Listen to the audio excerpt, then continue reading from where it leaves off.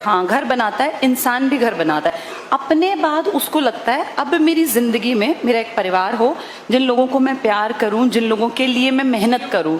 और फिर जब वो उनके लिए मेहनत करता है पूरी जिंदगी अपनी, जैसे देखा जाए तो तुम्हारे पेरेंट्स की नज़र से देखो, उन्होंने अपनी ज़िंदगी सिर्फ 20-22 साल जो जी, उसके बाद आज वो अपने लिए नहीं जी रहे, आज वो तुम्हारे लिए जी रहे हैं। और तब तक जब तक कि तुम सेटल नहीं होगे उनको एक टेंशन लगी रहेगी, चाहे वो दिखाए ना कि भैया पता नहीं हमारे बच्चे कब कमाएंगे, कब ये इस काबिल बनेंगे कि अगर मुझे कुछ हो जाए तो भी मेरे बच्चों को दिक्कत ना आए। हर आदमी की यही इच्छा है।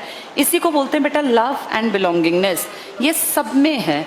पर पता है क्या, इसके बदले तुम्हारे माँ बाप जो मेहनत कर रहे हैं, या कल को तो जो तुम मेहनत करोगे या कोई भी करता है, जब वो परिवार के लिए काम करता है ना, तो इसके बाद वो जो चीज़ परिवार से चाहता है वो दिमागी तौर पे आपको ज़्यादा लायक बनाती है।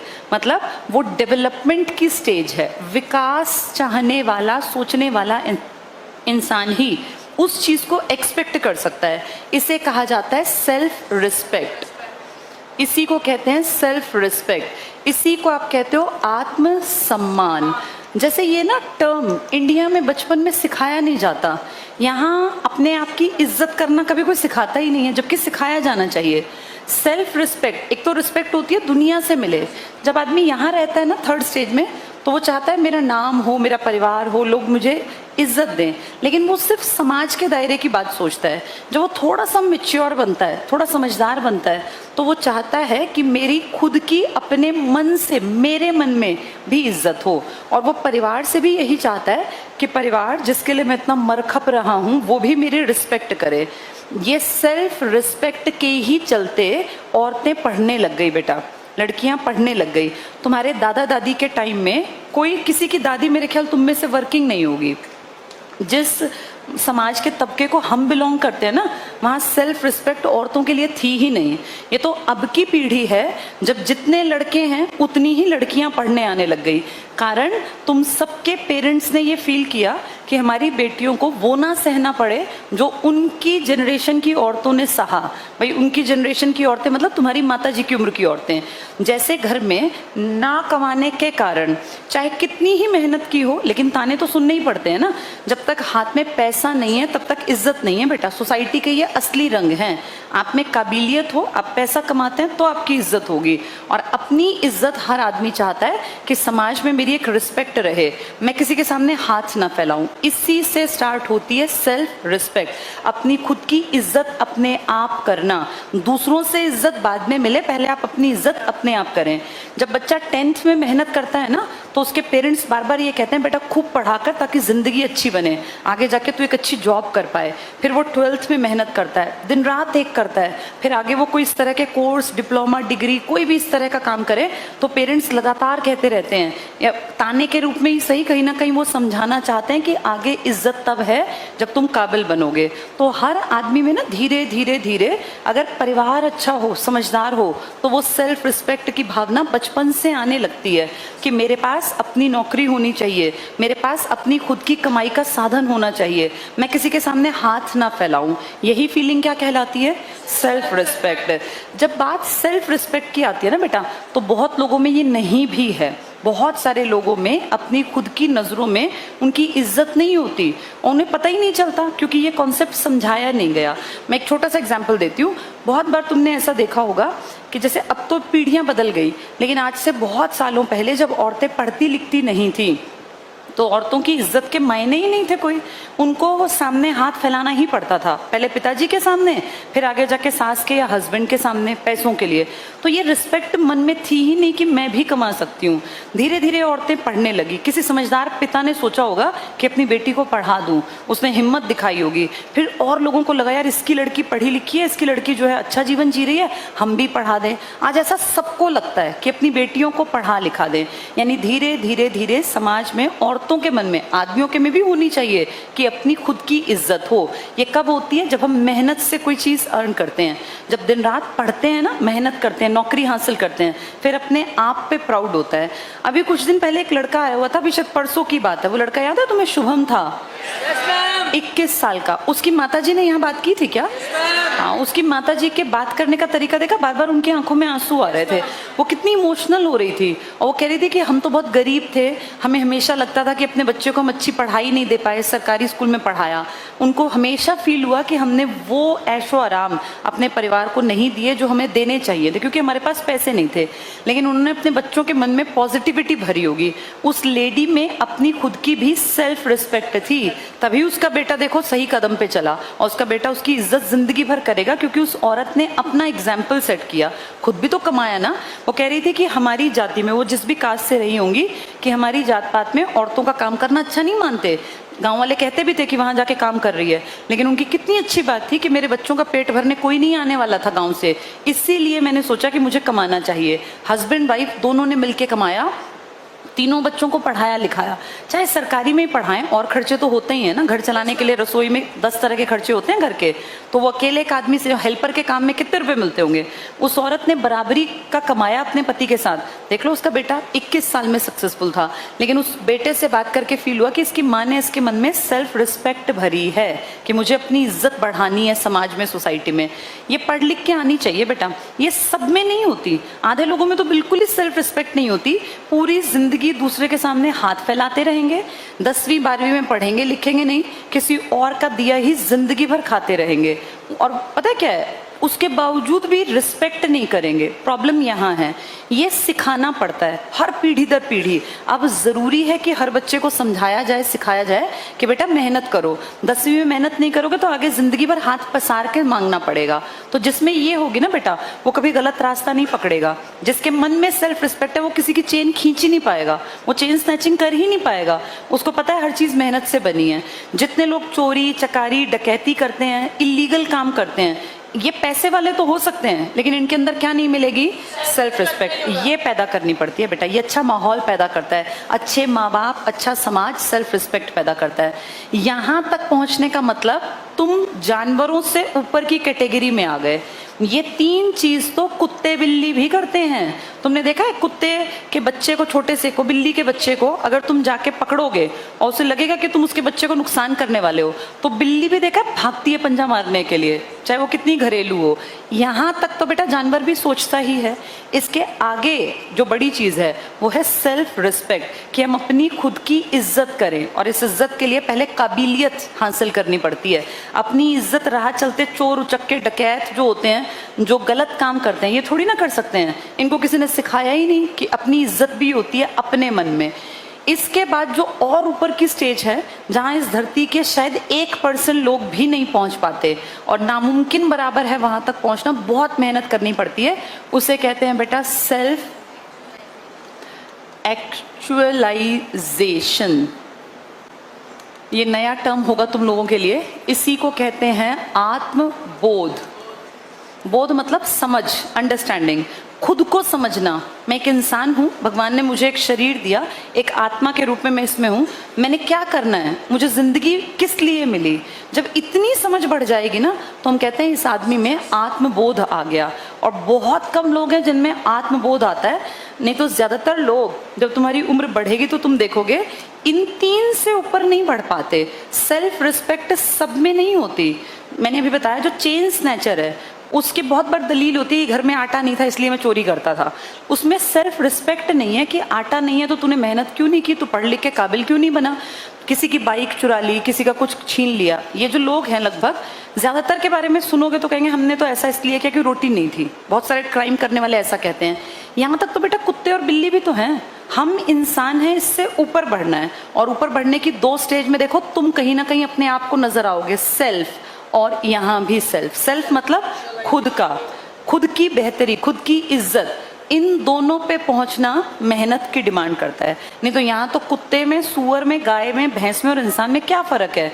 कुत्ते बिल्ली भैंस सुअर भी अपने परिवार के लिए ही काम करते हैं।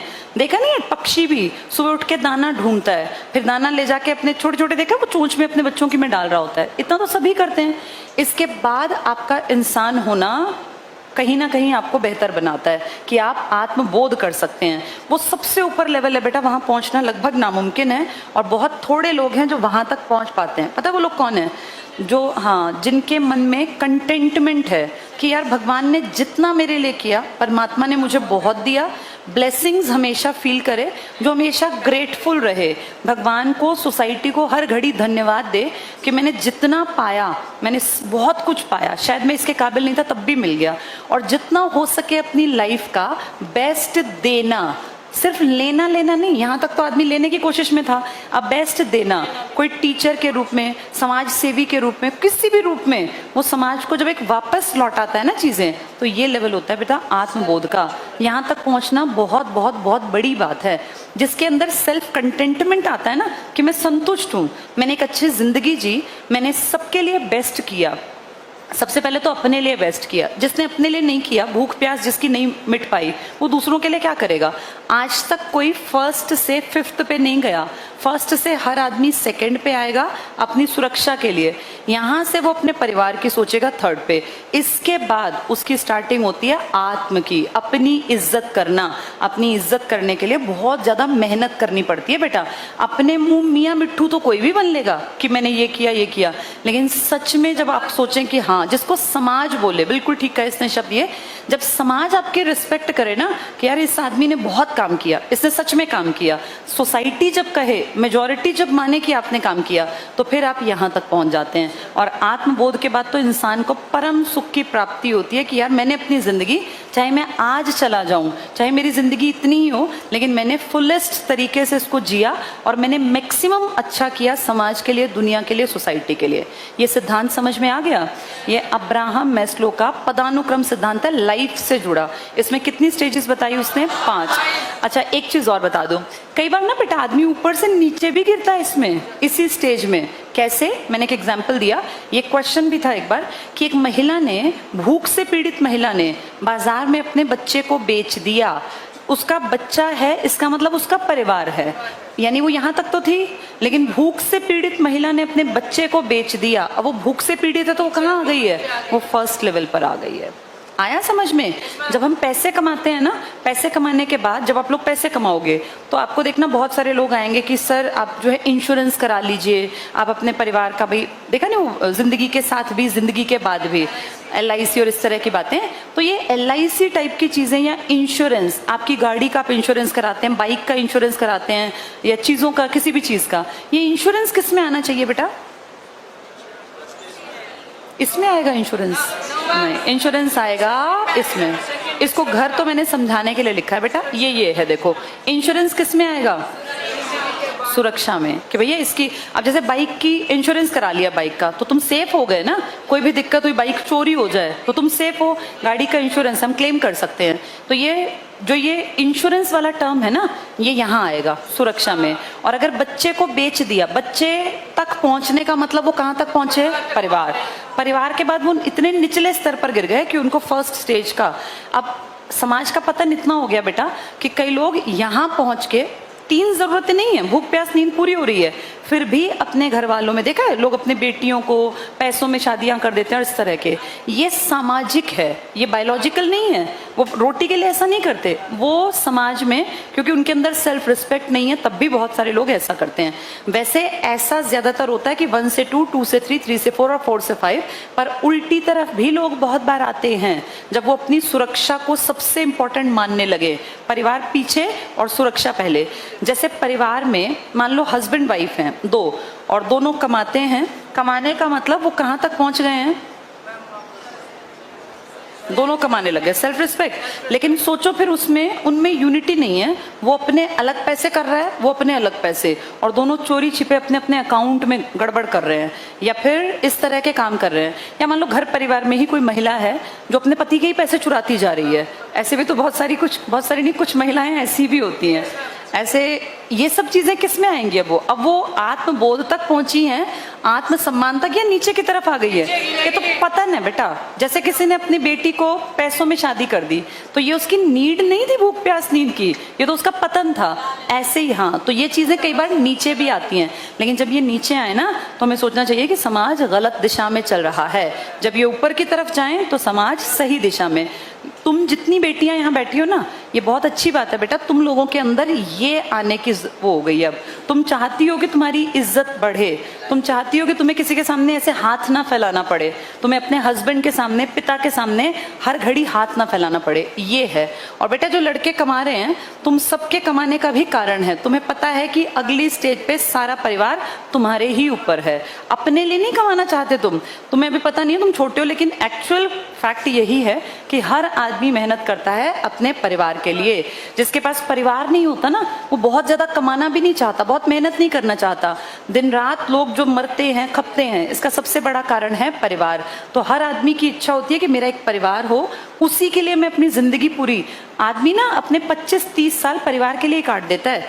किसी की शादी 25-30 साल में हुई, अगले 25-30 साल तक ये अपने परिवार के लिए ही जीवन जी गया। उम्र हो गई 50-55, तुम सबके पेरेंट्स की उम्र इसी बीच में मिलेगी, 45 से 55 के बीच में। इसके बाद तो फिर बेटा एज हो गई, अब वो अपने लिए क्या जिएंगे? अब तो घुटनों में दर्द रहेगा, कभी कंधों में दर्द रहेगा, कभी कोई इशू, कभी कोई इशू। तो मेन जीने का जो समय है ना, वो या तो तुम जो अब जी रहे हो ये है, या फिर अब 2-4 साल बाद तुम भी सेकेंड स्टेज में आ जाओगे, जिसमें फिर जिम्मेदारी की अवस्था आ जाती है, जिसमें परिवार के लिए ही आदमी। लेकिन जब वो परिवार के लिए काम करता है ना, तो वो चाहता है कि मेरी सेल्फ रिस्पेक्ट बनी रहे। अब मानो तुम्हारे पिताजी पूरा दिन खेती करके, मेहनत करके घर आए, या कमा के पूरे दिन घर आए, और घर आने पे वो कह रहे हैं बेटा एक गिलास पानी देना, और तुम कह रहे हो मैं नोट्स बना रहा हूँ, मेरे बस की नहीं है पानी देना। तो बेटा ये बहुत गलत बात है, क्योंकि उस आदमी ने जो पूरा दिन तुम्हारे लिए अपना खपाया, अपना शरीर पूरा, जैसे फ्री में ना बेटा कोई सैलरी नहीं देता। अगर तुम्हें ये गलत फहमी हो कि फ्री में पैसे कोई नहीं देता, शरीर खपता है, खत्म होता है जब आदमी काम करता है ना। तो ये कहावत ऐसे ही नहीं है कि खून पसीने की कमाई है। ये क्यों कहा जाता है खून पसीना? क्योंकि जब हम चीजें इस्तेमाल कर रहे हैं, जैसे अब मैं बोल रही हूँ तो मेरा गला बहुत ज्यादा एक्सेसिव यूज हो रहा है। मैं पिछले 20 साल से लगातार पढ़ाने के प्रोफेशन में हूँ, तो मैंने अपने गले का ना एक्सेसिव यूज कर लिया, जो कि नहीं ठीक है। इसीलिए मैं जानती हूँ कि मुझे आगे जाके गले में इश्यूज होंगे। अब जैसे हम लगातार पूरे दिन खड़े रहते हैं, तो हमारे पैरों में आगे जाके दर्द बनेगा, ये दिखती बात है, क्योंकि आप इतने लंबे टाइम तक खड़े रहेंगे तो वो चीजें आपको कहीं ना कहीं परेशान करेंगी। इसीलिए कहा जाता है खून पसीने की कमाई। कि आदमी ना, तुम्हारे पिताजी चाहे वो मैकेनिक हैं, खेती करते हैं, मजदूरी करते हैं, वो बेटा फ्री में कोई नहीं देता पैसे, उनका शरीर खत्म हो रहा है, खप रहा है, तब तुम्हारे पेट भर रहे हैं, तब तुम सबके तन पे कपड़े हैं। तो इसलिए एक्सपेक्टेशन जो होती है ना फैमिली से, वो ये होती है कि इसके बाद परिवार उस आदमी की सेल्फ रिस्पेक्ट में हेल्प करे, उसकी सेल्फ रिस्पेक्ट को खत्म ना करे। अगर परिवार अपने पिताजी की, या जो उनका पेट भरता है, जो उनको पालता है, उसकी रिस्पेक्ट खत्म करते हैं, तो फिर तो गलत बात है ये, तभी फिर परिवार खत्म हो जाते हैं। ये हम सबको तुम्हारी स्टेज में खासकर समझने की जरूरत है कि जिस आदमी ने तुम्हारे लिए मेहनत की है, उसकी इज्जत को बनाए रखना, ताकि वो अपने मन में बेइज्जत ना हो। जब बच्चे उल्टा बोलते हैं, जिनके लिए माँ बाप काम कर रहे हैं, मेहनत कर रहे हैं, या मान लीजिए एक आदमी को अपने परिवार को पाल रहा है, परिवार उसकी कद्र नहीं करता, उसकी केयर नहीं करता, तो फिर वो सेल्फ रिस्पेक्ट पे कहीं ना कहीं एक चोट होती है, और फिर आदमी का लेवल नीचे की तरफ आने लगता है, जो कि गलत है। ठीक है, ये आ गया समझ में सेल्फ एक्चुअलाइजेशन तक का सिद्धांत। सबसे ऊपर की थ्योरी का पार्ट क्या है? सेल्फ